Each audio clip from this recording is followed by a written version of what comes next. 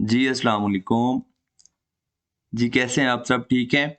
अच्छा जी, जिन स्टूडेंट्स ने मुझे अभी यहाँ पर लाइव जॉइन किया है, उनको मेरी तरफ से मोस्ट वेलकम एंड जो स्टूडेंट्स बाद में जॉइन करेंगे या रिकॉर्डेड वीडियो को बाद में देखेंगे, उनको भी मेरे फेसबुक पेज पर मोस्ट वेलकम। ये हमारा आज सेकंड लेक्चर है, लाइव लेक्चर है, जिसमें हम audit and assurance Kaif 8 discuss कर रहे हैं। ये जो लेक्चर्स हैं, जो एक कोर्स फुल कंप्लीट होगा, ये वो तमाम स्टूडेंट्स यूज़ कर सकते हैं स्प्रिंग 22 अटेम्प्ट के लिए एंड उसके बाद जब तक आपका सिलेबस चेंज नहीं होता या न्यू स्कीम स्कीम नहीं आती, तब तक ये जो आपके लेक्चर्स हैं, ये आप यूज़ कर सकते हैं। जी, कल हमारा फर्स्ट सेशन था, जिसमें हमने सिलेबस डिस्कस किया था और आपको मैंने बताया था कि आपका जो सिलेबस है, वो किस तरह से स्ट्रक्चर किया गया है, डिज़ाइन किया गया है एंड आपके जो 15 चैप्टर्स हैं आपकी बुक के आईकैप के सिलेबस के, उनमें से उनको किस तरह से आपके 100 मार्क्स में डिवाइड किया गया है। कल हमने देखा था कि सिर्फ़ 6 चैप्टर हैं या 6 एंड हाफ चैप्टर्स हैं, जिनमें से आपका 50% पेपर आता है। जो रिमेनिंग 9 पेपर हैं, उनमें से आपका 50% पेपर आता है, आएगा न्यू ग्रेड के अकॉर्डिंगली। जो रिमेनिंग 9 चैप्टर्स हैं, उनमें से भी 3-4 चैप्टर्स ऐसे हैं जिनमें से आपका 25 से 30 नंबर का पेपर आना ही आना है। ठीक है? तो इस हम कह सकते हैं कि हमारा 9 चैप्टर्स में से या ऑलमोस्ट कोई साढ़े 9 चैप्टर्स में से 75 प्लस या 80 प्लस मार्क्स का पेपर कवर हो जाता है। अगर आपने कल का सेशन स्किप किया है, नहीं देखा, तो आप वो लाज़मी देखें, आपको उसमें काफ़ी फ़ायदा होगा। और आपको कल के सेशन में मैंने ये भी बताया था कि जनाब क हम क्या करेंगे जब पढ़ रहे होंगे, तो आपको मैं साथ-साथ ये भी बताऊँगा कि आपने कौन-सी चीज़ याद करनी है, कौन-सी चीज़ आपने प्रैक्टिस करनी है एंड कौन-सी चीज़ को एक दफ़ा पढ़ने के बाद आपने भूल जाना है, दोबारा नहीं पढ़ना। फिर हमने आपका कल चैप्टर 1 डिस्कस किया था, स्टार्ट किया था। चैप्टर 1 की हमने कोई आपके पहले 2 पेजेज़, 2.5 पेज हमने डिस्कस किए थे। आपको मैंने बताया था कि इसमें से आपने क्या-क्या अभी याद करना है और क्या-क्या याद नहीं करना, सिर्फ़ एक दफ़ा पढ़ के भूल जाना है। जी, हम आज भी वही स्ट्रैटेजी फ़ॉलो करेंगे। मैं आपको पढ़ाऊँगा, एक-एक वर्ड समझाऊँगा, इसका क्या मतलब है, ठीक है? और पेपर में किस तरह का टेस्ट हो सकता है और क्या आपको ये याद करना चाहिए सिर्फ़ या प्रॉपर्ली प्रैक्टिस करनी चाहिए, इसका प्रैक्टिस मटेरियल ढूँढना चाहिए, ठीक है? या इसको आपको भूल जाना चाहिए। हम वो देखते हैं कि कौन-सी चीज़ें ऐसी हैं, जो आपको अच्छी तरह से याद करनी है, जो आपको पेपर में आनी ही आनी है, मोस्ट इम्पोर्टेंट है, बार-बार आती रही हैं एंड कौन-सी ऐसी हैं जो बस वैसे लिखी हुई हैं, जैसा आपको एकदम पढ़ने के लिए, ठीक है? अच्छा जी, हम आज का अब अपना लेक्चर स्टार्ट करने जा रहे हैं, जो हमने चीज़ आज डिस्कस करनी है। मैं कोशिश करूँगा कि आज के सेशन में हम अपना जो चैप्टर 1 है, इसको कंप्लीट कर लें या 80% प्लस कवर कर लें, ठीक है? तो अगर किसी पॉइंट पे आपको कोई क्वेश्चन हो, किसी बात में कन्फ्यूजन हो, आपको समझ ना आ रही हो, तो आप फ़ौरन कमेंट करें, मैं आपको उसी वक़्त आंसर कर देता हूँ। ठीक है? आंसर कर दूँगा, डिस्कस कर दूँगा, ये मसला है, आपको मैं बता दूँगा। या कमेंट में रिप्लाई कर दूँगा या वीडियो में रिप्लाई कर दूँगा। तो आज जो हमने डिस्कस करना है, स्टार्ट करना है कि ये जो ऑडिट की रिक्वायरमेंट है, जो अगर लीगल रिक्वायरमेंट हो, अगर लॉ रिक्वायर कर रहा हो, जिस स्टेट में एक कंपनी एग्ज़िस्ट करती हो, अगर वो स्टेट रिक्वायर कर रही हो, तो वो जो ऑडिट होगा, उसको हम कहते हैं स्टैट्यूटरी ऑडिट। ठीक है? क्योंकि पाकिस्तान में आपका कंपनी लॉ, आपको पता है कंपनी लॉ क्या होता है? वो लॉ जो जिसके अकॉर्डिंगली आपकी कंपनीज़ को वो जो रूल्स एंड रेगुलेशंस हैं उसके लिए बनी हुई है कंपनीज़ के लिए, वो आपका कंपनी लॉ है। उसमें रिक्वायरमेंट है कि इस कंपनी ने या इससे ज़्यादा वाली जो भी कंपनी होगी, उसने ऑडिट करवाना है। उसको हम कहते हैं स्टैट्यूटरी ऑडिट, ठीक है? और भी डिफरेंट टाइप्स हैं ऑडिट की। जिस तरह की एक कंपनी अपना एक डिपार्टमेंट बना लेती है इंटरनल ऑडिट का। जिसमें वो डिपार्टमेंट वाले क्या करते हैं कि क्या जो हमने एसओपीज़, जो हमने पॉलिसीज़ बनाई हुई हैं हर पर्सन के लिए, हर डिपार्टमेंट के लिए, क्या वो ठीक तरह से वो पॉलिसीज़ के अकॉर्डिंगली अपना फंक्शन परफॉर्म कर रहे हैं कि नहीं कर रहे। तो इंटरनल ऑडिट वाले बंदे क्या करते हैं, उसको वेरीफाई करते हैं, एग्जामिन करते हैं, चेक करते हैं, ठीक है। और वो अपने एक रिपोर्ट बनाकर बोर्ड ऑफ डायरेक्टर्स को, हालांकि वो कंपनी के एम्प्लॉय होते हैं, क्योंकि उनका काम ही ये होता है कि आपने चेक करना है कि जो हमारे बाकी डिपार्टमेंट्स के एम्प्लॉयज हैं, क्या वो अपनी अपनी जिम्मेदारी साफ नीयत के साथ निभा रहे हैं कि नहीं निभा रहे। वो अपनी रिपोर्ट बनाकर बोर्ड ऑफ डायरेक्टर्स को दे देते हैं, वो होते हैं इंटरनल ऑडिट। अब वो एक होता है एक्सटर्नल ऑडिट। एक्सटर्नल ऑडिट वो होता है जो एक इंडिपेंडेंट फर्म, बाहर से फर्म आकर क्या करती है, ऑडिट करती है। उसको हम स्टैट्यूटरी ऑडिट भी कहते हैं और एक्सटर्नल ऑडिट भी कहते हैं। पाकिस्तान में एक्सटर्नल ऑडिट कौन करते हैं जी, आप करेंगे। और जो अभी क्वालिफाइड चार्टर्ड अकाउंटेंट्स बैठे हुए हैं, जिन्होंने फर्म्स बनाई हुई हैं, KPMG, Ferguson, EY, GT, Yusuf Adil, ठीक है, सॉरी, जितनी भी ये फर्म्स हैं, और भी बहुत सारी फर्म्स हैं, मैं नाम ले लेता हूं उनका, बीडीओ हो गई, आरएसएम हो गई, कैटेगरी बी की फर्म्स हैं, बहुत सारी फर्म्स हैं। जितनी भी पाकिस्तान में फर्म्स हैं चार्टर्ड अकाउंटेंट्स की and cost and management accountants की जो फर्म्स हैं, वो सारी ऑडिट कर सकती हैं। ये हम पढ़ेंगे जाकर क्वालिफिकेशन वाले क्राइटेरिया में। इन शॉर्ट बताने का मतलब ये था, वो ऑडिट जो आपको कंट्री की जो लॉ है, जो आपका जो कंपनी की लॉ है, अगर वो कंट्री का जो लॉ है, अगर वो रिक्वायर कर रहा है कि इस कंपनी ने ऑडिट करवाना है, वो क्या है, स्टैट्यूटरी ऑडिट है। बस ये लिखा हुआ है, आपने पढ़ लेना है, याद नहीं करना। जो मैंने बताया है वही लिखा हुआ है, पेपर में ये उसने नहीं पूछना। आप चार्टर्ड अकाउंटेंट बनने आए हैं, तो एक आप ये देखेंगे एक चार्टर्ड अकाउंटेंट से एक एग्जामिनर क्या क्वेश्चन पूछ सकता है। तो ये वाले क्वेश्चन तो बीकॉम में भी नहीं आते, तो आप तो माशाल्लाह से ये करने आए हैं, ठीक है ना। तो ये आपको पेपर में ये चीज नहीं आनी, आपने दफा पढ़ के छोड़ देनी है जी। ये जी बहुत इंपॉर्टेंट चीज है, ये बहुत इंपॉर्टेंट चीज है। आपके सिलेबस में, आपके सॉरी पास पेपर अगर आप खोल कर देखें, तो मे बी पिछली 9 अटेम्प्टों में, 8 अटेम्प्टों में ये 4 से 5 दफा लाजमी आया होगा, और टू द पॉइंट आता है। आपने रिप्रोड्यूस करना होता है, स्ट्रेट फॉरवर्ड क्वेश्चन आता है, आप आंसर लिखते हैं 5 नंबर का, 6 नंबर का, ठीक है। ये मोस्ट इंपॉर्टेंट ये पॉइंट है। अब हमने कल पढ़ा था कि ऑडिट क्या होता है। ऑडिट एक प्रोसीजर है पूरा, ठीक है, जिसमें शेयर होल्डर्स इंडिपेंडेंट पर्सन को हायर करते हैं, ऑडिटर को हायर करते हैं, और कहते हैं कि जो डायरेक्टर्स ने शेयर होल्डर्स, ऑनर्स की कंपनी की फाइनेंशियल स्टेटमेंट्स बनाई हैं, वो ऑडिटर उनका ऑडिट करे, उनको मतलब एग्जामिन करे, उनको चेक करे कि क्या डायरेक्टर्स ने वो फाइनेंशियल स्टेटमेंट्स ठीक बनाई हैं कि नहीं बनाई। और फिर चेक करने के बाद वो ऑडिटर जिसको शेयर होल्डर्स ने हायर किया था, वो ऑडिटर अपनी ऑडिट करने के बाद एक रिपोर्ट बनाए, उस रिपोर्ट में अपना ओपिनियन दे कि क्या चेक करने के बाद उसको क्या लगा है कि फाइनेंशियल स्टेटमेंट्स ठीक बनी हुई हैं कि नहीं बनी हुई, ठीक है। तो वो रिपोर्ट बनाकर किसको देता है, शेयर होल्डर्स को देता है। जब आप किसी से किसी का काम चेक करवा रहे हो, तो उस केस में हर बंदे को अपनी अपनी जिम्मेदारियों का पता होना चाहिए। ऐसी बात है कि हर बंदे को अपनी अपनी जिम्मेदारियों का पता होना चाहिए। जब हर बंदे को अपनी अपनी जिम्मेदारियों का पता होगा, तो जो बंदा चेक कर रहा है, तो वो जो बंदा जिम्मेदार होगा उससे पूछेगा, जनाब ये आपकी जिम्मेदारी थी, आपने ये काम किया है कि नहीं किया। तो उस केस में जो जिम्मेदार बंदा होगा, वो कहेगा जनाब हाँ मेरी जिम्मेदारी थी, लेकिन मैंने नहीं किया, ठीक है ना।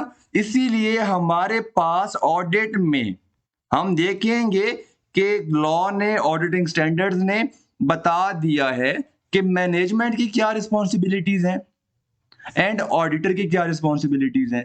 क्योंकि आप देखिए, डायरेक्टर्स को भी कौन हायर करते हैं, शेयर होल्डर्स, और इंडिपेंडेंट पर्सन ऑडिटर को भी कौन हायर करते हैं, शेयर होल्डर्स।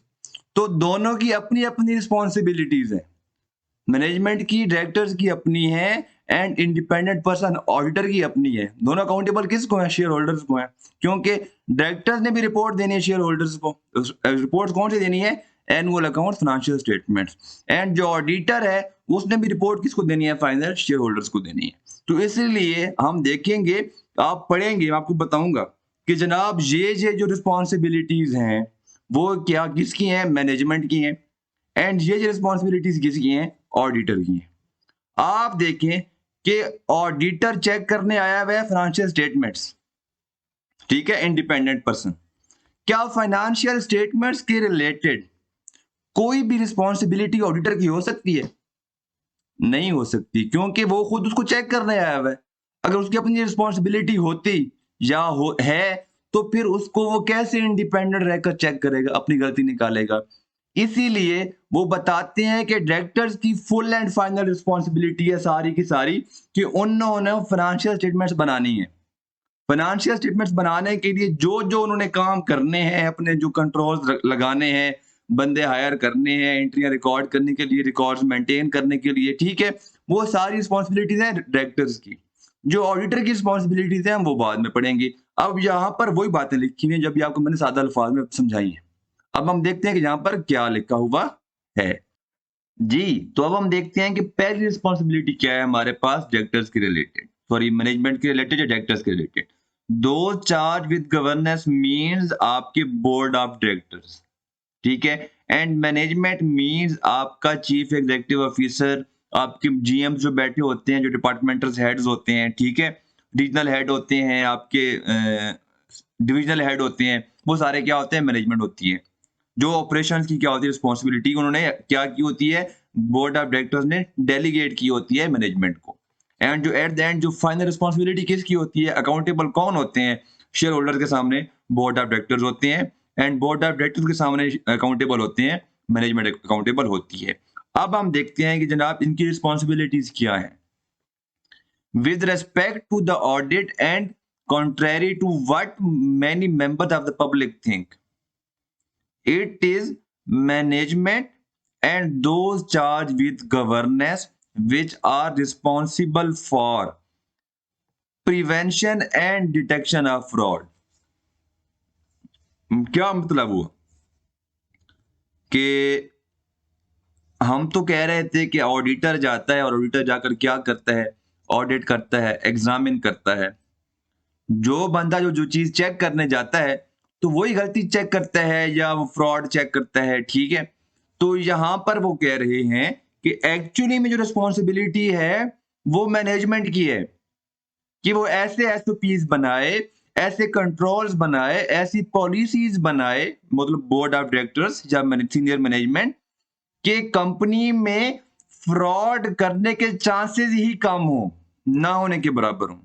अगर कोई बंदा कोशिश करता भी है तो वो डिटेक्ट हो जाए। ये किसकी रिस्पॉन्सिबिलिटी है, मैनेजमेंट की रिस्पॉन्सिबिलिटी है। ऑडिटर की भी कुछ रिस्पॉन्सिबिलिटी है, लेकिन ऑडिटर की रिस्पॉन्सिबिलिटी प्रिवेंशन एंड डिटेक्शन नहीं है, ठीक है। अगर ऑडिट करते हुए ऑडिटर को लगता है कि जनाब हो सकता, मुझे लग रहा है कि यहाँ पे गड़बड़ है, मे भी कुछ हेर फेर हुआ है, फ्रॉड हुआ है, तो उस केस में किसने जाके चेक करना है, ऑडिटर अपने जो प्रोसीजर्स हैं, हम चैप्टर 3 में पढ़ेंगे, अगर आपको याद हो, ये आपका जो प्रॉपर पूरा गिवन है, पूरा स्टैंडर्ड है इसके ऊपर ऑडिट का, ISA 240 फ्रॉड, कि अगर ऑडिटर के नजर से ऐसा कुछ गुजरता है जिसमें उसको लगे कि जनाब ये मे बी यहाँ पे फ्रॉड हो रहा है, तो उस केस में ऑडिटर की क्या रिस्पॉन्सिबिलिटीज हैं हम तब देखेंगे। अभी हम देख रहे हैं कि मैनेजमेंट की क्या रिस्पॉन्सिबिलिटीज हैं। एक्चुअली में किसकी रिस्पॉन्सिबिलिटी है जी, ये मैनेजमेंट की रिस्पॉन्सिबिलिटी है, बोर्ड ऑफ गवर्नर्स की, बोर्ड ऑफ डायरेक्टर्स की रिस्पॉन्सिबिलिटी है वो prevention and detection of fraud, कि वो फ्रॉड ऐसे एसओपीज बनाए, पॉलिसीज बनाए कि आपको जो फ्रॉड के चांसेस हैं वो कम से कम हो जाए, या कोई करने लगे तो वो ऑटो डिटेक्ट हो जाए, ठीक है। Next, preparation of financial statements, ये हम पहले ही पढ़ चुके हैं, कल मैंने डिस्कस किया था, कि अभी मैंने आपको पहले भी बताया है कि फाइनेंशियल स्टेटमेंट्स अगर ऑडिटर ने चेक करनी है तो वो खुद तो नहीं बना सकता, तो जो फाइनेंशियल स्टेटमेंट्स बनाना रिस्पॉन्सिबिलिटी है वो है डायरेक्टर्स की, ठीक है, क्लियर, बोर्ड ऑफ डायरेक्टर्स की, सीनियर मैनेजमेंट की। Design and implementation of effective internal controls, जी इंटरनल कंट्रोल्स क्या होते हैं, ये तो बात सिंपल सी है कि डिजाइन एंड इंप्लीमेंट इफेक्टिव तक की बात सिंपल ही है। अगर आपको इंटरनल कंट्रोल की टर्म समझ आ जाए तो आपको पहले पूरी स्टेटमेंट की समझ आ जाएगी। जी, जब एक बिजनेस आप स्टार्ट करते हैं, जैसे जैसे वो ग्रो करता है तो आपकी जो वो है बिजनेस एक्सपैंड होता जाता है, उसकी ऑपरेशंस एक्सपैंड होते जाते हैं। जब भी एक बिजनेस स्टार्टअप पे होता है, कंपनी हो, सोल प्रोप्राइटरशिप हो, पार्टनरशिप हो, तो उसके उसके जो ऑनर होते हैं वो हर एक चीज को मैनुअली या खुद, ठीक है, पर्सनली उसको मैनेज कर रहे होते हैं, लुक आफ्टर कर रहे होते हैं। तो वहां पर दो नंबरी के, फ्रॉड के या कुछ हेरा फेरी के चांसेस ना होने के बराबर होते हैं, ठीक है, क्योंकि वो सारा कैश ईच एंड एवरीथिंग वो खुद ही क्या कर रहे होते हैं, वो रिसीव कर रहे होते हैं, पेमेंट भी खुद कर रहे होते हैं, उनको पता होता है क्या हिसाब किताब चल रहा है। जैसे जैसे बिजनेस आपका एक्सपेंड होता है तो आप एम्प्लॉयज हायर करना स्टार्ट कर देते हैं, ठीक है। तो अगर वो ऑनर्स खुद बैठ के करते रहे तो पूरे दिन हिसाब किताब करते रहेंगे, उनकी दुनिया खत्म हो जाएगी, सारे बाकी सारे काम खत्म हो जाएंगे। जैसे बिजनेस एक्सपेंड होते हैं वो पर्सन हायर करना स्टार्ट कर देते हैं, एम्प्लॉयज हायर करना स्टार्ट कर देते हैं और उनको कुछ अथॉरिटीज दे देते हैं, रिस्पॉन्सिबिलिटीज दे देते हैं, ठीक है। तो जब बिजनेस एक्सपेंड होता है तो मैनेजमेंट या बिजनेस जो एक सिस्टम डिजाइन करते हैं कि जनाब अगर सेल होनी है तो सेल ऐसे ऐसे होगी, कस्टमर आएगा, आगे रिसेप्शन पे बंदा बैठा होगा, उससे वो डिस्कस करेगा, डिस्कस करने के बाद जो जो बंदा बैठा हुआ है रिसेप्शन पे, उसको जितनी एक लिमिट है कि आप इतना डिस्काउंट दे सकते हैं, 5,000 6,000 4,000, आप जाते हैं कॉलेज में ना, अगर आप जिस भी कॉलेज चाहिए कि कॉलेज में जाएं, वहां पर जो बैठे होते हैं एडमिशन ऑफिस में, वो कहते हैं कि जनाब मेरे पास डिस्काउंट देने की जो मैक्सिमम अथॉरिटी है वो 5,000 तक की है, इससे ज्यादा डिस्काउंट देने के लिए आपको प्रिंसिपल साहब या डायरेक्टर साहब से मिलना पड़ेगा। तो ये है कंट्रोल्स, लिमिट्स, पॉलिसीज, एसओपीज। आप देखें कि design and implementation of effective internal controls, ताकि जो बिजनेस का ऑब्जेक्टिव क्या होता है कि वो शेयर होल्डर्स की या ऑनर्स की वेल्थ इंक्रीज हो। वो कब इंक्रीज होगी? जब आपके ऑपरेशंस इफेक्टिवली रन हो रहे होंगे बगैर किसी मसले मसाइल के। तो वो कब रन होंगे? जब आपकी पॉलिसीज, आपके एसओपीज इफेक्टिव होंगे, वेल डिजाइंड होंगे, ठीक है। For example, authorising payments above a certain amount, monthly bank reconciliation statements, ठीक है, कि monthly trade payables control account reconciliations. इसमें क्या होता है, मे बी, अब मैं इसकी आपको एग्जांपल देता हूँ जो बहुत आप इजीली समझ आ जाएगी, कि आपके कैशियर बैठा हुआ है, वो कहते हैं मैंने सप्लायर को इतने पैसे दे दिए हैं, एक्चुअली वो पैसे सप्लायर को दे ही ना रहा हो, तो आप मंथ एंड पे अपने सप्लायर्स को ईमेल करें, जनाब आपके अकाउंट्स में मेरे अगेंस्ट जो रिसीवेबल अमाउंट आ रही है वो कितनी है, मुझे ईमेल करें, ठीक है। और आपके अकाउंट्स में आपके कैशियर ने जो एंट्रियां की हुई हैं उसके अकॉर्डिंगली देखें कि आपके पास कितनी पेबल आ रही है और उसके पास कितनी रिसीवेबल आ रही है। अगर दोनों में अमाउंट मैच कर रही है, मतलब कि कोई मसला नहीं है, ये कंट्रोल है, एक चेक है, ठीक है। अगर कोई डिफरेंस है, आप कैशियर से कहें जनाब ये डिफरेंस क्यों आ रहा है, कैशियर आपको कोई रीजन देते हैं तो आप उनसे पूछें जनाब हमारे अकॉर्डिंग, हमारे मुताबिक आपका बैलेंस ये होना चाहिए था, तो आपको क्या पैसे रिसीव नहीं हुए। इस तरह से आपका जो ये सिस्टम है, आपके जो ऑपरेशंस हैं वो इफेक्टिवली रन हो रहे होते हैं। ये थी थ्री मेन रिस्पॉन्सिबिलिटीज। अब जब ऑडिटर ऑडिट करने जाएगा तो उस वक्त ऑडिटर के लिहाज से मैनेजमेंट की क्या रिस्पॉन्सिबिलिटीज हैं? Management is also responsible for providing the auditor, mean उन्होंने ऑडिटर को ये सारी चीजें क्या करनी है, प्रोवाइड करनी है। ऑडिटर जा क्यों रहा है? फाइनेंशियल स्टेटमेंट्स चेक करने, ठीक है। फाइनेंशियल स्टेटमेंट्स में जो बैलेंस शीट है उसके ऊपर तो सिर्फ एक लमसम अमाउंट आ रही होती है। इसी तरह अगर मैं उनके नोट्स में जाऊं, कैश फ्लो है, इनकम स्टेटमेंट है या चेंजेस इन इक्विटी है, फिफ्थ कौन सी होती है, notes to the financial statement.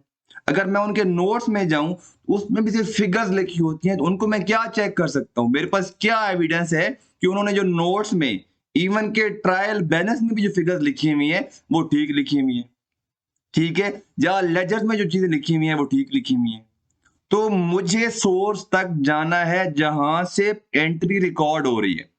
आपने अकाउंटिंग पढ़ी होगी, इंट्रोडक्शन टू अकाउंटिंग, जिसमें हम कोई एंट्री रिकॉर्ड करते हैं तो उसका एक सोर्स डॉक्यूमेंट होता है, इनवॉइस होती है, ठीक है। अगर मैं कोई पेमेंट करता हूं तो उसका एक चेक इशू होता है, वो उसका सपोर्टिंग डॉक्यूमेंट होता है। अगर कंपनी ने पेमेंट रिकॉर्ड की है कैश पेमेंट रिकॉर्ड की है, लेकिन सपोर्टिंग डॉक्यूमेंट नहीं है, तो वो मैं कहूँगा जनाब अपनी फेक एंट्री की हुई है। पैसे कहीं बाहर जा रहे हैं, कहीं और जा रहे हैं। ठीक है? सो एंड इस तरह की बहुत सारी चीज़ें होती हैं। तो ये और मैनेजमेंट की रिस्पॉन्सिबिलिटी है कि ऑडिटर को क्या प्रोवाइड करे? Access to information relevant to the preparation of financial statements. जी, कौन-सी इंफॉर्मेशन हो सकती है? Financial statements. बहुत सारे आइटम्स आते होते हैं उसके ऊपर। मैं बात कर लेता हूँ प्रॉपर्टी, प्लांट एंड इक्विपमेंट की, क्योंकि ये बच्चों ने बहुत पढ़ा होता है बेसिक अकाउंटिंग में, एफएआर 1 में, अब शायद एफएआर 2 में नहीं है, ठीक है? बेसिक अकाउंटिंग में और एफएआर 1 में है। मैं बात कर लेता हूँ इन्वेंटरी की, ठीक है? मैं बात कर लेता हूँ लीजेस की, IFRS 16। Property, plant and equipment, जब आप कोई प्लांट परचेज करते हैं, जब आप कोई प्रॉपर्टी परचेज करते हैं, उसका एक प्रोसीजर होता है, एक डॉक्यूमेंट होता है। अगर आप प्रॉपर्टी परचेज कर रहे हैं, लैंड, बिल्डिंग, एक ट्रांसफर डीड होती है, प्रॉपर्टी आपके ओनरशिप में वो चीज ट्रांसफर होती है, लीगल डॉक्यूमेंट्स होते हैं। अगर मैं देखता हूं कि बैलेंस शीट में इस दफा लैंड 5 मिलियन से इंक्रीज हुआ है, 50 लाख से इंक्रीज हुआ है, तो मैं इसको कैसे वेरीफाई कर सकता हूँ या एग्जामिन कर सकता हूँ? ठीक है? तो उसके रिलेटेड जो रेलेवेंट इंफॉर्मेशन है, मैं कहूंगा सबसे पहले कि यार मैं जाता हूँ लैंड के ट्रायल बैलेंस में, कि इस साल मूवमेंट किस तरह आई है, क्या कोई डिस्पोज ऑफ भी आया है, क्योंकि बैलेंस शीट में तो नेट नेट मूवमेंट आ रही होती है कंपैरेटिव ईयर में। 2019 में थे मेरे पास 10 मिलियन का, इस साल हो गई 15 मिलियन का। ये तो नेट नेट मूवमेंट है। मैं जाऊंगा ट्रायल बैलेंस में, क्या सिर्फ एक डेबिट मूवमेंट है या ये डेबिट क्रेडिट नेट होकर 5 मिलियन का इंक्रीज आया है? ठीक है, मैं ट्रायल में जाने के बाद मैं कहूंगा जनाब मुझे लैंड का लेजर प्रोवाइड करें, कि क्या ये एक ही लैंड क्रेडिट हुआ हुआ है ट्रायल में, क्योंकि ट्रायल में जो आप देखेंगे, जब आप पढ़े जाएंगे फॉर्म में, आपको समझ आएगा। मैं जाऊंगा लेजर में, यार लेजर में क्या सिर्फ एक ही उन्होंने चीज बेची है या 5 पोर्शन बेचे हैं किसी लैंड के, या 4-5 लैंड्स बेचे हैं या परचेज किए हैं? ठीक है, तो फिर मैं अगर 4-5 हैं, तो उन 4-5 की मैं उनसे ट्रांसफर डीड्स मांगूंगा, रजिस्ट्री के डॉक्यूमेंट्स मांगूंगा, ठीक है? जो उन्होंने पेमेंट्स की होंगी उनकी मैं चेक की कॉपी मांगूंगा। तो जो सारी इंफॉर्मेशन है जो मुझे चाहिए, वो मैनेजमेंट की रिस्पॉन्सिबिलिटी है कि मुझे उस पर एक्सेस दे, क्योंकि मेरा अगर ऑब्जेक्टिव ही क्या है कि मैंने इतना एविडेंस अचीव करना है, मैंने कलेक्ट करना है, ताकि मैं अपना ओपिनियन दे सकूं एज ए ऑडिटर। तो उसके लिए जो मुझे चीज चाहिए होगी, ये मैनेजमेंट की रिस्पॉन्सिबिलिटी है कि मुझे प्रोवाइड करे। ठीक है? Additional information relevant to the audit, ये हम जब आगे जाके पढ़ेंगे आपको समझ आ जाएगी, क्योंकि अभी हम ऑडिट के स्टार्ट में है, तो आपको ये चीज समझ नहीं आएगी, अभी मैं इसको एक्सप्लेन नहीं कर रहा। अगर कोई पर्सन रिस्पॉन्सिबल है, डायरेक्टर्स हैं या कोई एक ब्रांच ऑफिसर्स हैं, वहां पर जो पर्सन्स बैठे हुए हैं, जो किसी डिपार्टमेंट को, किसी चीज को हेड कर रहे हैं या मैनेज कर रहे हैं, और वो पर्सन और वो चीज हमारे ऑडिट से लिंक कर रही है, तो हमें उस पर्सन से भी इन्वेस्टिगेट करने की अथॉरिटी होनी चाहिए, परमिशन होनी चाहिए। ये ऑडिटर की, ये मैनेजमेंट की रिस्पॉन्सिबिलिटी है। प्रोवाइडिंग रिटर्न रिप्रेजेंटेशन, ये हमारा टॉपिक है, ये हम जाकर चैप्टर 14 में पढ़ेंगे। ठीक है, अभी इसकी आपको समझ नहीं आएगी। ये थी आपकी 3 रिस्पॉन्सिबिलिटीज ऑफ मैनेजमेंट।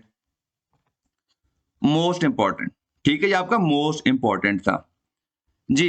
अब हमारे पास जो नेक्स्ट टॉपिक आता है, वो आता है आपका अश्योरेंस। देखें, ऑडिट एंड अश्योरेंस, हमने क्या पढ़ा था कि ऑडिटर का ऑब्जेक्टिव क्या है? ऑडिटर क्या करता है? डायरेक्टर्स की बनाई हुई फाइनेंशियल स्टेटमेंट्स में अपनी रिपोर्ट के थ्रू क्रेडिबिलिटी ऐड करता है, मीन कॉन्फिडेंस ऐड करता है, एंड वो फाइनेंशियल स्टेटमेंट्स अपनी रिपोर्ट साथ लगाकर किसको दे देता है? शेयर होल्डर्स को दे देता है। तो अश्योरेंस इज सेम थिंग। ठीक है, अब ये है कि जो आप एक क्या देते हैं? कॉन्फिडेंस देते हैं इन अश्योरेंस इंगेजमेंट।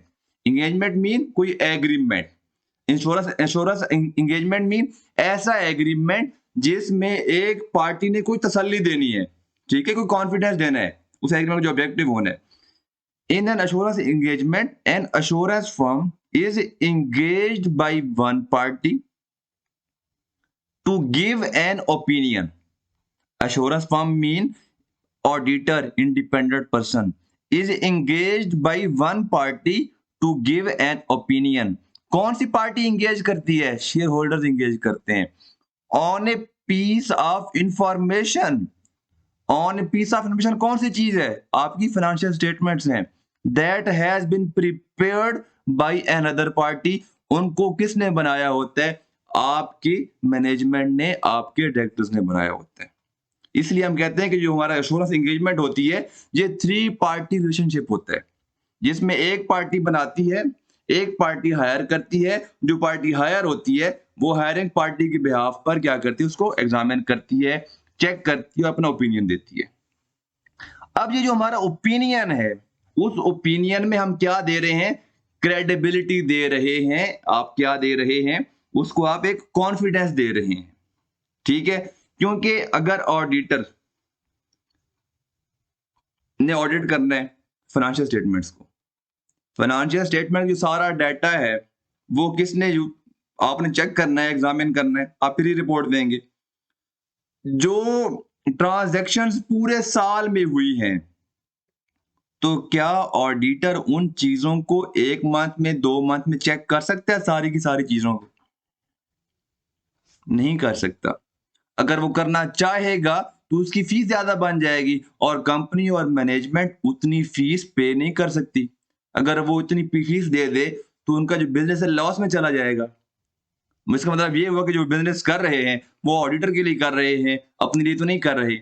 तो इसीलिए हम अश्योरेंस जो देते हैं, वो हमारी अश्योरेंस एब्सोल्यूट अश्योरेंस नहीं होती। मीन्स कि हम शेयर होल्डर्स को कहते हैं कि जनाब हमारे अकॉर्डिंगली हमने जो ये चेक किया है ये ठीक है, लेकिन हम इसकी 100% गारंटी नहीं दे रहे। मे बी कुछ ऐसी चीज हो जो हमने चेक किया हो, हमारी नजर में ना आई हो। ऐसा हम क्यों कहते हैं? क्योंकि ऑडिट करते हुए हम क्या करते हैं? सैंपलिंग की बेस पर, हम सैंपल बेस पर क्या करते हैं? हर हेड को, हर अकाउंट कुछ सैंपल हम लेते हैं, ट्रांजैक्शन लेते हैं, उनको चेक करते हैं। मे बी वो ट्रांजैक्शन जिसमें फ्रॉड किया गया हो वो हमारे सैंपल में आए नहीं। अगर वो हमारे सैंपल में आएगी नहीं तो वो चेक भी नहीं होगी, तो इसका मतलब यह है कि वो फ्रॉड अकाउंट्स में रह गया। तो इसीलिए हम जो देते हैं एश्योरेंस, हम देते हैं रीजनेबल एश्योरेंस या लिमिटेड एश्योरेंस। तो हमारे जो ऑडिट में एश्योरेंस लेवल्स हैं वो 2 हैं, जो हम गारंटी देते हैं या हम जो तसल्ली देते हैं वो 2 हैं। एक आपका है रीजनेबल एश्योरेंस, ठीक है? इसमें आप हाई लेवल ऑफ एश्योरेंस देते हैं। ये हमारा जो होता है, जो एक्सटर्नल ऑडिट होता है, जिसको हम एनुअल ऑडिट भी कहते हैं, जो हर फाइनेंशियल ईयर के एंड पर एनुअल फाइनेंशियल स्टेटमेंट्स का होता है, जो लॉ की भी रिक्वायरमेंट है, उसमें हम देते हैं reasonable assurance. A high but not absolute level of assurance provided by the practitioner's conclusion expressed in positive form. ठीक है? ये जो बाकी आगे चीज लिखी हुई है, अभी क्योंकि हम छोटे हैं, मीन्स हमने सब्जेक्ट नया नया स्टार्ट किया है, अभी आपको ये चीज समझ नहीं आएगी, बिल्कुल नहीं आएगी, मुझे भी नहीं आई थी। लेकिन जब आप इस सब्जेक्ट में ग्रो होंगे, मैच्योर होंगे, चैप्टर थोड़ा एडवांस पढ़ेंगे, आगे हम जाएंगे इसी सब्जेक्ट के अंदर, तो ये सारी बातें आपको हलवा लगेंगी। अच्छा, आपको मैं बताना भूल गया, ये जो ऊपर लिखा हुआ है, ये ऊपर लिखा हुआ है, आपको इसमें से कुछ भी याद करने की जरूरत नहीं है। आपको इसमें से कुछ भी याद करने की जरूरत नहीं है। ये जो लिखी हुई है डेफिनेशन एश्योरेंस एंगेजमेंट की, ठीक है, आप अपने वर्डिंग में लिख सकते हैं।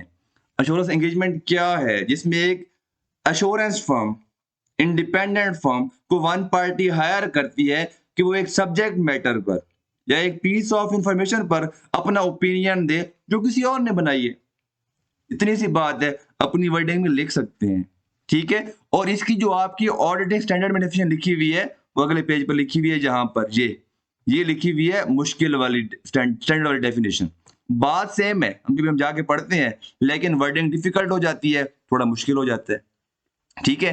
तो आपने जो ये वाली चीज है, यहां से कुछ भी याद नहीं करना, ये आप बेशक किसी से भी डिस्कस कर लें, पेपर में नहीं आने वाला, ठीक है? अब हम आते हैं लेवल ऑफ एश्योरेंस पे। किधर गया? ये रहा जी, 2 आपके पास हैं। पहले पर the degree of assurance that can be provided about the reliability of the financial statements of A company will depends on the amount of work performed in carrying out the assurance. Means कि हमने जो audit किया है, हमने audit में total किस level तक जाकर चीजें चेक की हैं। क्योंकि हमने पहले बता दिया है कि हम एब्सोल्युटली 100% ऑडिट करते ही नहीं है, ठीक है। हम कर देते हैं मैक्सिमम जो हम देते हैं एश्योरेंस देते हैं, वो देते हैं रीजनेबल एश्योरेंस देते हैं, ठीक है। तो रीजनेबल एश्योरेंस में जो हमारी जो वर्क है, जो हम काम कर रहे होते हैं, वो थोड़ा ज्यादा हो जाता है। कितना ज्यादा होता है, किस तरह होता है, हम अभी आगे पढ़ते हुए सीखेंगे, ठीक है ना। थोड़ा ये लंबा प्रोसेस है, 15 चैप्टर में हम पढ़ेंगे, तो पहले चैप्टर में आपको मैं सारा ऑडिट नहीं सिखा सकता। तो मैं आपको बेस बना रहा हूं ताकि आपको सब्जेक्ट की समझ आ जाए ये किस तरह जाएगा। The result of that work, कि जो मैंने काम किया उससे मुझे क्या आउटकम्स मिली, कि क्या गलतियां बहुत पकड़ी मैंने, ठीक है, या सारा कुछ ठीक था। अगर रिजल्ट्स नेगेटिव थे तो मैं ओपिनियन नेगेटिव दे दूंगा, ठीक है। ओपिनियन नेगेटिव क्या है कि जी फाइनेंशियल स्टेटमेंट्स ठीक नहीं बनी हुई। ये मैं अपने अल्फाज में बता रहा हूँ, जो ऑडिट की एक लैंग्वेज है जिसमें हम रिपोर्ट देते हैं, ओपिनियन देते हैं, हम पढ़ेंगे सीखेंगे जब हम बड़े होंगे इस सब्जेक्ट के अंदर, ठीक है। तो एक है रीजनेबल एश्योरेंस। दो लेवल ऑफ एश्योरेंस है, एक है लिमिटेड एश्योरेंस। आपने सिर्फ ये याद करना है यहां से, दो लेवल। कितने लेवल ऑफ एश्योरेंस हैं? दो लेवल ऑफ एश्योरेंस हैं। 4 नंबर का आ सकते हैं, रीजनेबल एश्योरेंस या लिमिटेड एश्योरेंस, या 3 नंबर का भी आ सकते हैं। दोनों की डेफिनेशन लिखेंगे आप, आपके 3 नंबर आपको मिल जाएंगे। ये आपने याद करना है। ये आप पढ़ते हैं, a high level of assurance provided by the practitioner's conclusion expressed in a positive form. क्योंकि हम यहां पर थोड़ा हाई लेवल ऑफ एश्योरेंस दे रहे होते हैं, ठीक है, कि हमने क्योंकि काम थोड़ा ज्यादा किया होता है, तो हमें ना थोड़ी एक होता है, कॉन्फिडेंस आ जाता है कि जनाब मैं इसको ना पॉजिटिव फॉर्म में, पॉजिटिव फॉर्म मीन जो हम अपने ओपिनियन में जो स्टेटमेंट लिखते हैं वो क्या लिखते हैं, in our opinion the accounts mean financial statements are true and fair. ये ठीक बनी हुई हमारे अकॉर्डिंगली, हमारे व्यू में, हमारे ओपिनियन के मुताबिक जो फाइनेंशियल स्टेटमेंट्स हैं ये ट्रू एंड फेयर व्यू दे रही हैं, ठीक बनी हुई है। The objective of statutory audit is to provide reasonable assurance, ठीक है। अब हम देखते हैं कि लिमिटेड एश्योरेंस क्या है। A moderate level of assurance provided by the practitioner's conclusion expressed in a negative form. हम कह रहे होंगे कि ठीक बनी हुई है, लेकिन जो हमारी स्टेटमेंट होगी वो थोड़ी सी होता है ना कि चालाकी वाली, कि अगर बाद में कुछ पकड़ी भी जाती है तो हमारे एंड पर मसला ना आए। हम कह देंगे जनाब हमने तो कहा था बेस्ड ऑन आवर रिव्यू, जहां पे था in our opinion, difference check करना है। Nothing has come to our attention, कि हमारे इल्म में कोई चीज नहीं आई, that causes us to believe that the financial statements do not give a true and fair view, कि जो हमारे इल्म में ऐसी कोई चीज नहीं आई जिसके पे यकीन करके हम ये कहते कि ये ठीक नहीं बनी हुई। अभी भी हम वही कह रहे हैं कि जनाब ये ठीक बनी हुई है, लेकिन जो हमारा अंदाज है कहने का वो उल्टा हो गया, ठीक है ना, अपोजिट हो गया। बात एक ही है, क्योंकि यहाँ पर मेरा जो काम मैंने किया हुआ है, जो मेरे पास यहाँ पर एविडेंस है अपने ओपिनियन को सपोर्ट करने का, वो कम है, इतना सफिशिएंट नहीं है कि मैं बढ़ चढ़ के खुल के बोल दूं कि जनाब ये मैंने ऑडिट ठीक किया हुआ है, ठीक है। ये आपकी दो टाइप्स हैं, तो आपने इनको क्या करना है, सॉरी आपने क्या करना है, इनको याद करना है। सिंपल सी है, अभी आपको थोड़ी मुश्किल लग रही होंगी, लेकिन जब हम बड़े होंगे इस सब्जेक्ट में आगे पढ़ेंगे आपको ये बहुत आसान लगेंगी, ठीक है। तो ये था, आपने याद करना है यहाँ से। अब उन्होंने आगे एक्सप्लेन किया हुआ है कि कौन से ऑडिट जो है वो प्रोवाइड करते हैं, जो ऑडिट हमारा है जिसको हम एक्सटर्नल ऑडिट कहते हैं, ठीक है। ऑडिट जो नॉर्मली वर्ड यूज होता है वो होता है एक्सटर्नल ऑडिट के लिए, स्टैट्यूटरी ऑडिट के लिए, ठीक है। तो वो हमें जो है ऑडिट जो है एक्सटर्नल ऑडिट है वो प्रोवाइड करता है high level of assurance but not absolute, यही वाला रीजनेबल एश्योरेंस। तो अगर एग्जांपल पूछ लेते हैं कि कौन सा असाइनमेंट है जो हमें जिसमें हम एश्योरेंस प्रोवाइड करते हैं रीजनेबल एक्सटर्नल ऑडिट, ठीक है। आपकी बुक में सादा अल्फाज में अभी आपकी बुक में पहले 14 चैप्टर सिर्फ आपके डील कर रहे हैं आपके एक्सटर्नल ऑडिट से, मीन रीजनेबल एश्योरेंस से। जो चैप्टर 15 है वो है लिमिटेड एश्योरेंस के बारे में। बहुत छोटा सा है, कभी टेस्ट नहीं हुआ पिछले 5 सालों में, 6 सालों में। आई थिंक 1 दफ़ा टेस्ट हुआ है या 2 दफ़ा टेस्ट हुआ है 10-12 अटेम्प्टों में, ठीक है? मतलब उसमें आते हैं 4-5 नंबर आए थे, 1 दफ़ा आई थिंक आए थे, शायद 2 दफ़ा आए थे। बाकी टेस्ट नहीं होता। वो है लिमिटेड एश्योरेंस के बारे में। फाइनल में आप बहुत डिटेल में पढ़ेंगे सारी चीज़ें। लिमिटेड एश्योरेंस भी बहुत सारे हम केसेस में दे रहे होते हैं एंड रीजनेबल एश्योरेंस हम देते हैं एक्सटर्नल ऑडिट के केस में। तो यहाँ पर सिर्फ वही लिखा हुआ है कि हाँ जी, लिमिटेड एश्योरेंस कब होगी एंड एब्सोल्यूट एश्योरेंस कब होगी। सॉरी, दूसरी कौन सी है आपकी, लिमिटेड एश्योरेंस कब होगी एंड आपकी रीजनेबल एश्योरेंस कब होगी। जब आप रिव्यू करेंगे, रिव्यू क्या होता है हम चैप्टर 15 में पढ़ेंगे। अभी आप उसको छोड़ दें तो आपने सिर्फ एकदम पढ़ लेना है, इसमें याद कुछ नहीं करना। तो अभी हमने जो आज पढ़ा है उसमें जो याद करने वाली इस पेज पे बात है, ये टाइप्स ऑफ या लेवल्स ऑफ एश्योरेंस कितने हैं, आपने वो याद कर लेने हैं। ठीक है, अब हम नेक्स्ट पे जाते हैं कि हमारी जो एलिमेंट्स ऑफ एश्योरेंस एंगेजमेंट क्या हैं। एश्योरेंस एंगेजमेंट क्या है? एग्रीमेंट, एक रिलेशनशिप जिसमें 3 पार्टीज हैं। तीन पार्टीज हैं, ठीक है। एक पार्टी जिसने एक पीस ऑफ पेपर, जिसको हम सब्जेक्ट मैटर कहेंगे, फाइनेंशियल स्टेटमेंट्स को बनाया है और जिसको और शेयर होल्डर्स को दिया है। और शेयर होल्डर एक ने एक third party, independent party, competent party, ठीक है, उसको हायर किया है और उसको कहा है कि जो डायरेक्टर्स ने, मैनेजमेंट ने सब्जेक्ट मैटर फाइनेंशियल स्टेटमेंट्स बनाई हैं, वो चेक करके उस पर अपना ओपिनियन दे। ये क्या है? एश्योरेंस एंगेजमेंट है।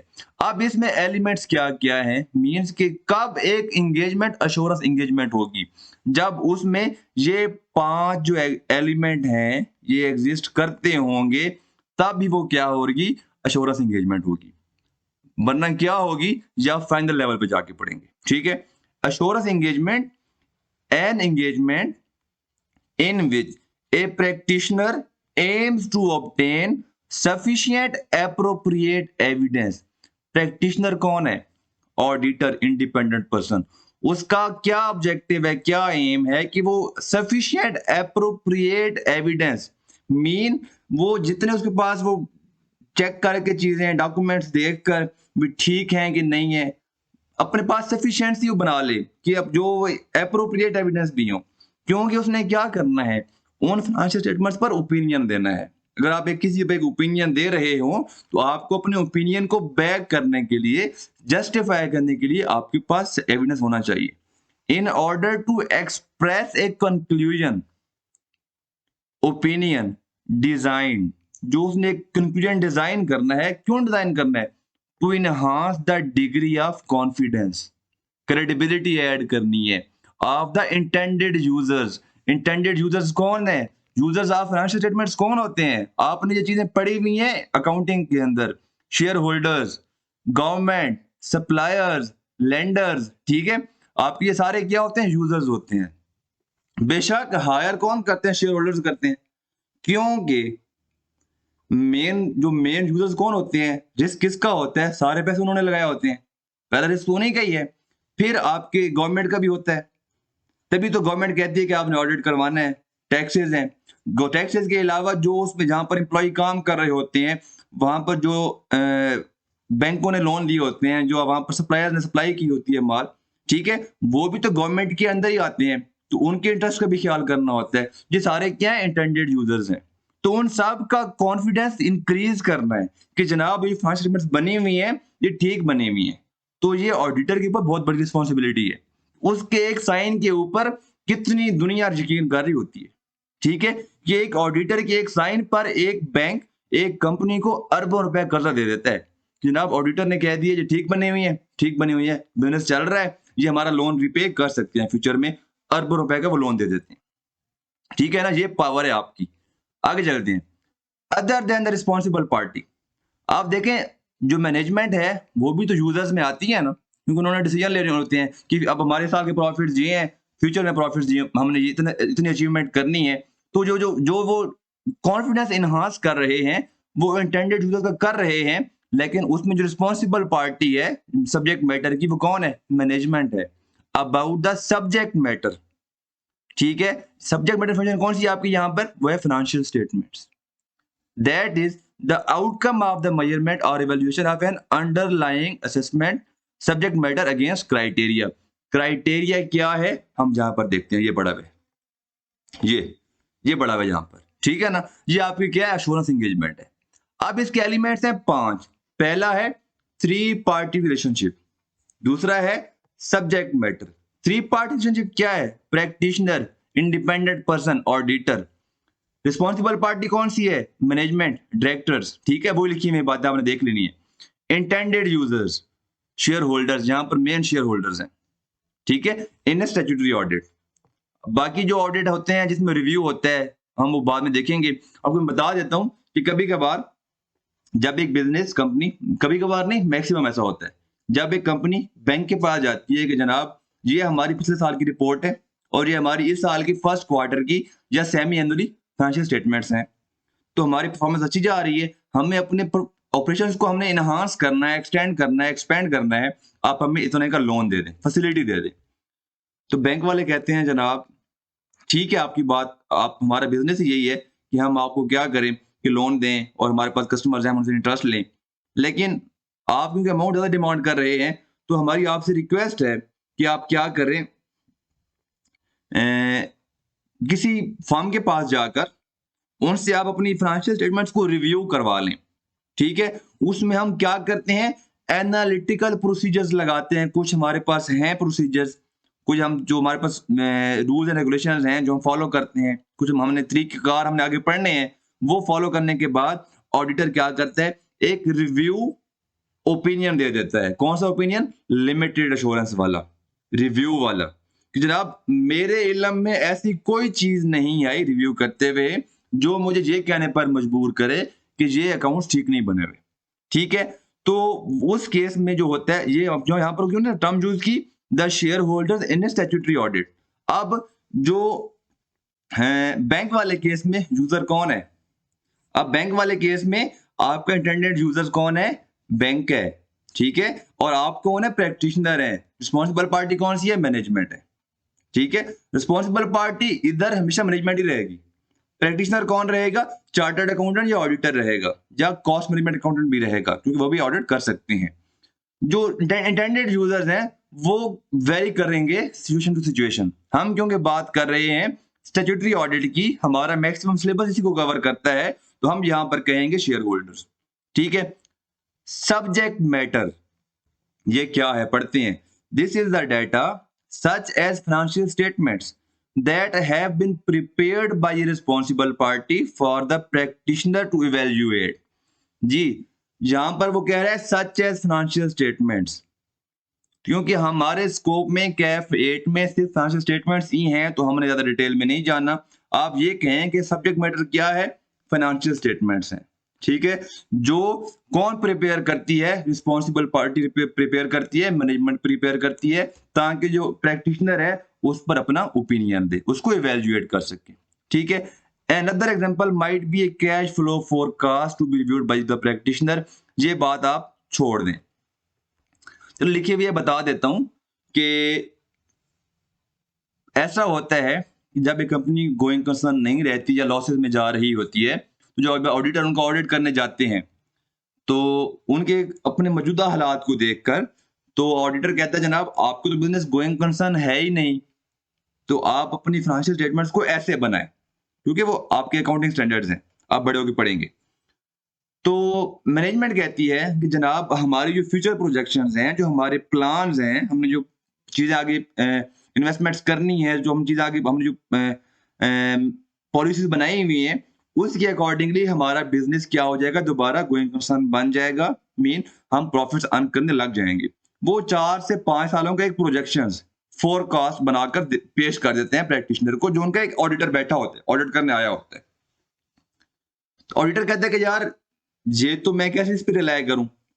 आप जाकर किसी थर्ड पार्टी को या एक फर्म हायर करें जो इसमें एक्सपर्ट हो, ठीक है ना, आप उसको हायर करें, वो कोई भी हो सकता है, जो जिसका जो एक्सपर्टीज हो वो क्या हो, फोरकास्टिंग हो, ठीक है ना, जो फ्यूचर प्रोजेक्शन में एक्सपर्ट हो, आप उससे क्या करवा लें, एक रिव्यू करवाएं, ऑडिट करवाएं और उससे रिपोर्ट मुझे ला दें कि जनाब थर्ड पार्टी ने रिपोर्ट दे दी है तो आप इस पर रिलाय कर लें।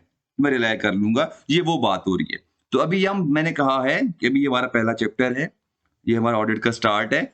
जैसे जैसे बड़े होंगे हम इसमें बहुत मेच्योर होते जाएंगे इस सब्जेक्ट को लेकर। अभी हम छोटे हैं, छोटी छोटी बातें करेंगे, जब बड़े होंगे तो बड़ी बड़ी बातें करेंगे, ठीक है।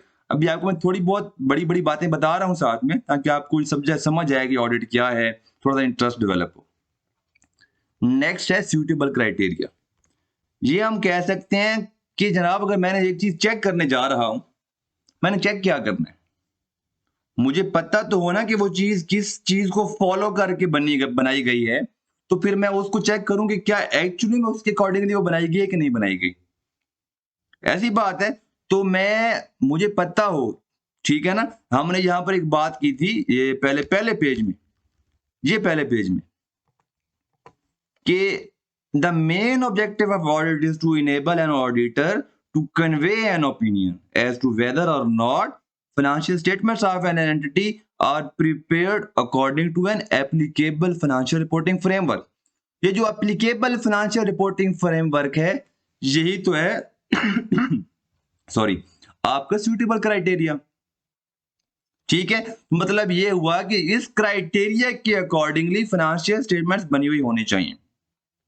तो मैं जब एज ए ऑडिटर जाकर चेक करूंगा, तो मैं ये वेरीफाई करूंगा कि क्या एक्चुअली में वो फाइनेंशियल स्टेटमेंट्स, वो इंफॉर्मेशन जो एक रिक्वायर्ड सूटेबल क्राइटेरिया है, जो रूल्स फॉलो करने हैं, क्या उन्होंने फॉलो करके बनाए हैं कि नहीं बनाए। This can be thought of as rules against which the subject matter is evaluated in order to reach an opinion in statutory audit. क्योंकि हम बात ही किसकी कर रहे हैं, हमारा सिलेबस किसको कवर कर रहा है, एक्सटर्नल ऑडिट को कवर कर रहा है, स्टैट्यूटरी ऑडिट को कवर कर रहा है। तो इसीलिए वो हर जगह पे वर्ड यूज कर रहे हैं स्टैट्यूटरी ऑडिट, ठीक है। तो हमारे केस में आईएफआरएस है और कंपनी लॉ है पाकिस्तान में।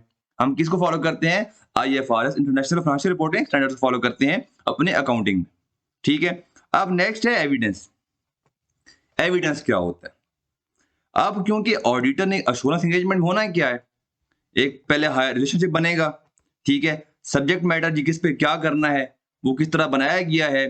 अब ऑडिटर ने क्योंकि ओपिनियन देना है, मेन पर्पस ही क्या है, ओपिनियन देना है, तो ओपिनियन तक पहुंचने के लिए एविडेंस चाहिए। Information used by the practitioner in arriving at the conclusion on which their opinion is based, ठीक है।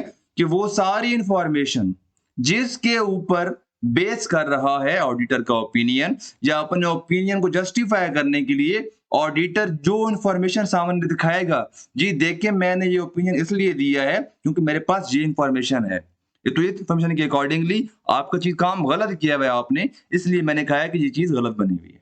तो वो सारी चीजें क्या है, एविडेंस है। अश्योरेंस रिपोर्ट, आसान अल्फाज में audit report. The report normally return, क्योंकि फॉर्मली जो काम होते हैं वो रिटर्न में होते हैं, ठीक है। Containing the practitioners opinion, the report containing the practitioners opinion, जिसमें प्रैक्टिशनर्स कहता है जनाब आपका ये काम गलत है या ठीक है, ठीक है। This is issued to the intended users, ठीक है, following the collection of evidence.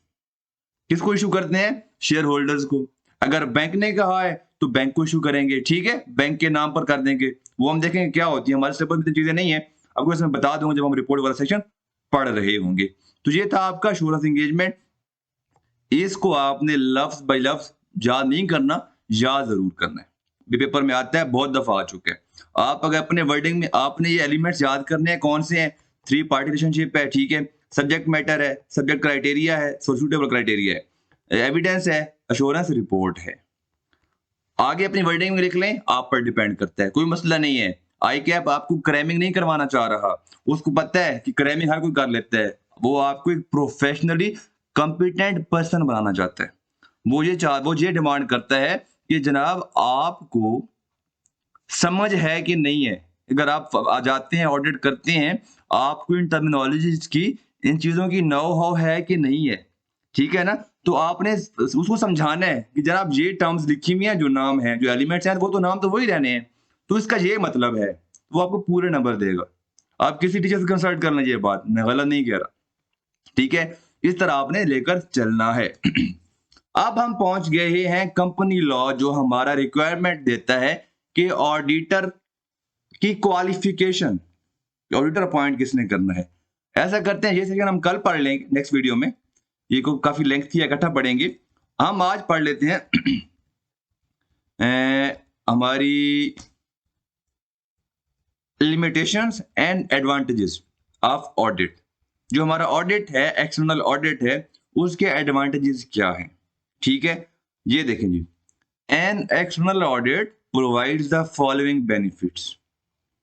It increases the credibility of published financial statements.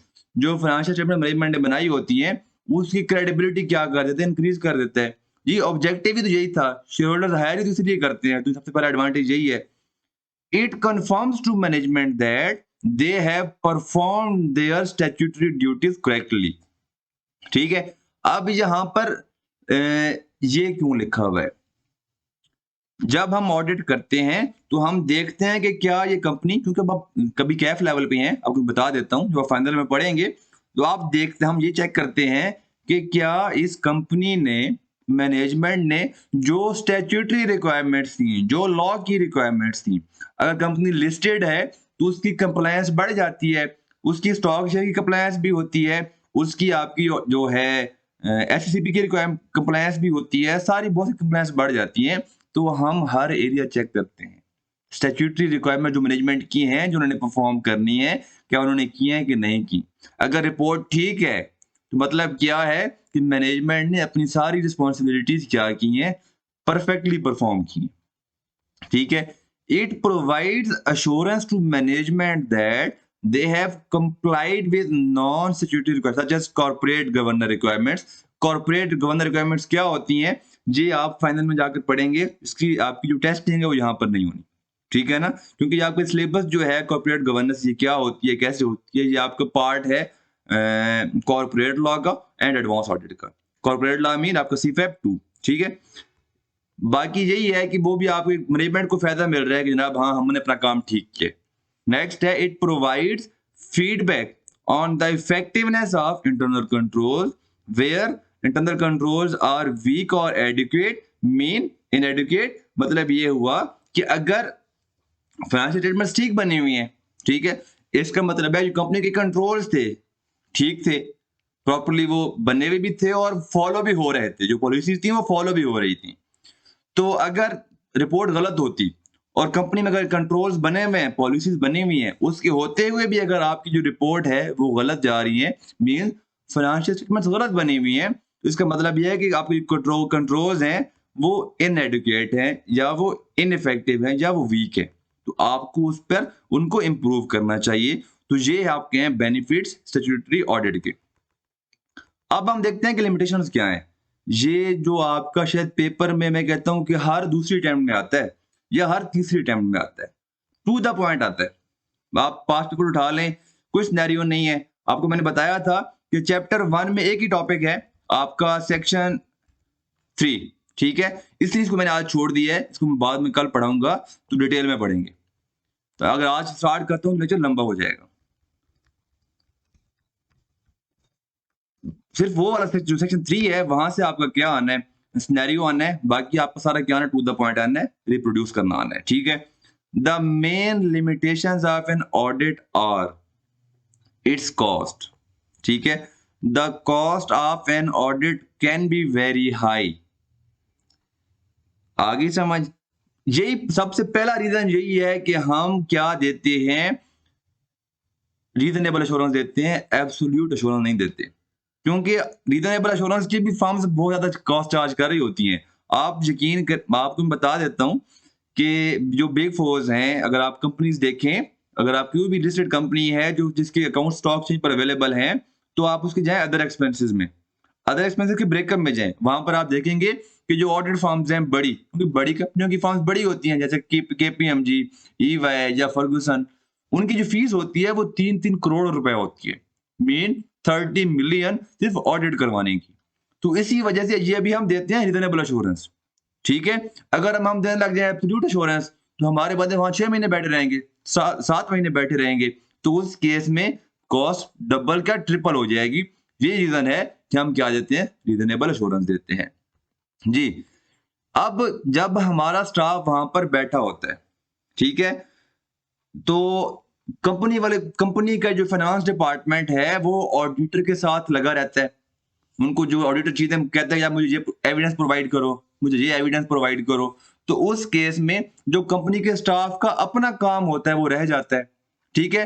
तो ऑडिट की वजह से जो लिमिटेशन है सिक्योरिटी ऑडिट की, क्योंकि हम थोड़ा काम ज्यादा कर रहे होते हैं इसमें, क्योंकि हमने यहाँ पर रीजनेबल एश्योरेंस देना होता है, इसलिए हम यहाँ पर डॉक्यूमेंटेशन एविडेंसेस बहुत ज्यादा इकट्ठे करते हैं ताकि हम अपना जो ओपिनियन दें उसको हम सपोर्ट कर सकें। ठीक है। तो इसी वजह से जो कंपनी के स्टाफ को क्या होती है, ऑडिट के स्टाफ की वजह से डिसरप्शन होती है। जी, some items in the subject matter might be estimates. अगर मैं 100% ऑडिट कर भी लूं, मतलब मैं एक एक चीज को चेक करूं, फिर भी मैं एब्सोल्यूट एश्योरेंस नहीं दे सकता, क्योंकि मेरी फाइनेंशियल स्टेटमेंट्स में, मेरी बैलेंस शीट में, मेरी इनकम स्टेटमेंट में कुछ वैल्यूज ऐसी आ रही होंगी जो एक्चुअल नहीं होंगी, नोशनल होंगी, आपके एस्टिमेट एस्टिमेट होंगे। जैसे कि आपका जो रिवैल्यूएशन गेन आ रहा होता है, आपको जो प्रोविजन फॉर डाउटफुल अकाउंट्स आ रहा होता है, ठीक है। जो अगर आप आईएफआरएस 9 पढ़ चुके हैं फाइनेंशियल इंस्ट्रूमेंट्स, उसमें आपके क्या आ रहे होते हैं, आप fair value gain loss record कर चुके होते हैं।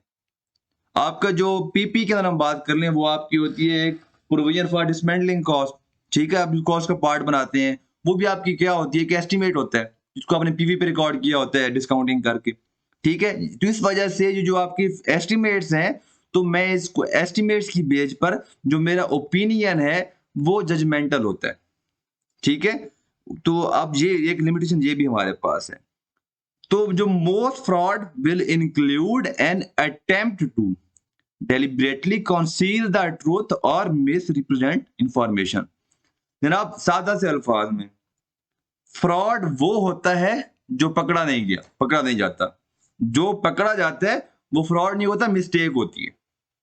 ठीक है। इसलिए कंपनियों के फ्रॉड को 100 साल बाद पकड़े जाते हैं। यार जिस कंपनी ने 10 साल पहले, 20 साल पहले ये फ्रॉड किया था, जब आपकी ना चीजें एडवांस होती हैं, ठीक है, उस वजह से।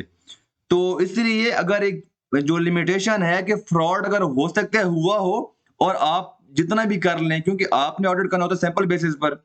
जो एक चीज कंपनी ने पूरा साल चीजें बनाने में लगी है कंपनी को, आपने 1.5 मंथ में वो क्या करना, 2 मंथ में ऑडिट करना होता है और रिपोर्ट भी देनी होती है, क्योंकि कंपनी ने फिर एजीएम करनी होती है और एजीएम में ऑडिटेड अकाउंट्स रिप्रेजेंट करने होते हैं। मीन अकाउंट ईयर एंड के बाद ऑडिट रिपोर्ट देने तक आपके पास सिर्फ 100 दिन होते हैं, या 100 से कम होते हैं, आई थिंक 89 डेज होते हैं, क्योंकि कंपनी ने अपनी जो देना होता है। अगर आप कंपनी लॉ पढ़ रहे हैं, आपको पढ़ा देता हूं कि कंपनी जब अपने एजीएम का नोटिस भेजती है शेयर होल्डर्स को, साथ में वो साइंड अकाउंट्स भी भेजती है, जो मतलब फाइनल अकाउंट्स होते हैं ऑडिटर की तरफ से।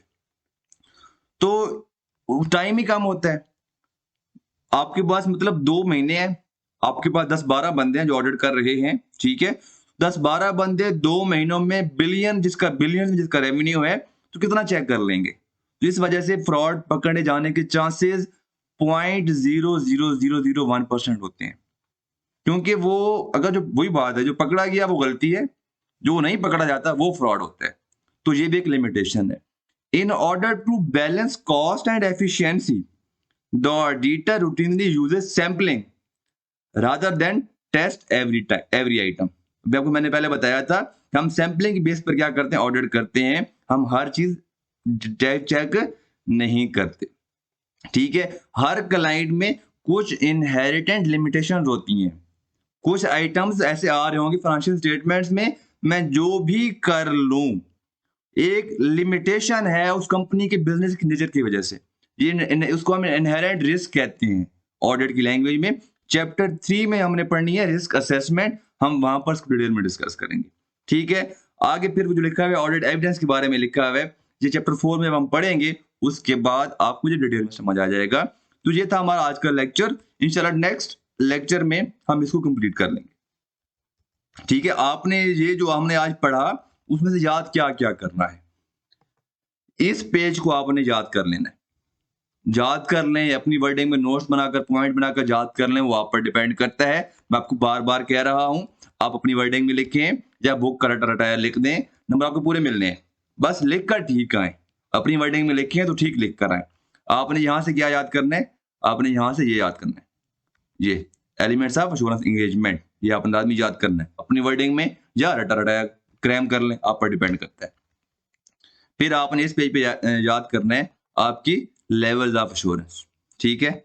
एंड इससे हम नेक्स्ट पेज पे जाएँ तो आपने याद करना है आपकी रिस्पांसिबिलिटीज़ ऑफ मैनेजमेंट। ये तो आपने लाज़मी याद करना है, क्योंकि मुश्किल बात इसमें नहीं है।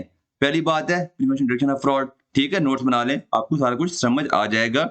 हम नेक्स्ट वीडियो में अपने इस सब्जेक्ट को, सॉरी इस चैप्टर को हम क्या करेंगे, कंप्लीट करेंगे। Thank you so much.